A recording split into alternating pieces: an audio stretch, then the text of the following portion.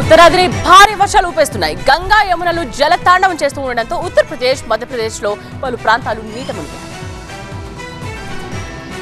ఉత్తరాదిని భారీ వర్షాలు కుదిపేస్తున్నాయి. ఎడతెరిపిలేని వర్షాలతో గంగా యమున నదులకు వరద ఉధృతి పెరిగింది. భారీ వర్షాలతో మధ్యప్రదేశ్లోని చిత్రకూట్లో వరద వెల్లుబెట్టింది. వరద నీరు ఊళ్లను ముంచెత్తడంతో ప్రజల్ని పడవల్లో సురక్షిత ప్రాంతాలకు తరలించారు అధికారులు.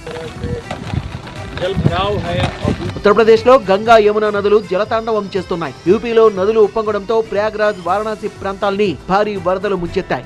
ప్రయాగ్రాజ్ లోనే 15,000 ఇళ్లు నీట మునిగాయి. వేల మందిని సురక్షిత ప్రాంతాలకు తరలించారు. ఉత్తరప్రదేశ్ కాన్పూర్ లో భారీ వర్షం కురుస్తోంది. ఎడతెరిపిలేని వర్షంతో జనజీవనం స్తంభించింది. బయటకు వెళ్లడానికి వీల్లేక జనం ఇంటికే పరిమితమయ్యారు. యూపీ, మధ్యప్రదేశ్ లో వరద బీభత్సానికి 250 మంది వరకు బలయ్యారని సమాచారం. మరో 2 రోజుల పాటు ఇదే పరిస్థితి ఉంటుందని హెచ్చరిస్తోంది ఐఎండీ. బెంగాల్, బీహార్, అసోం, కేరళ, హిమాచల్ ప్రదేశ్లో వరద బీభత్సం కొనసాగుతోంది. ఉత్తరాఖండ్ అయితే వానలు వదిలిపెట్టడం లేదు. సోమవారం ఉదయం నుంచి కురుస్తోన్న ఎడతెగని వానలతో రహదారులు జలమయంగా మారాయి. కుండపోతగా కురుస్తున్న వానతో పాఠశాలలకు వెళ్లే విద్యార్థులు, ఆఫీసులకు వెళ్లే ఉద్యోగులు తీవ్ర ఇబ్బందులు పడ్డారు.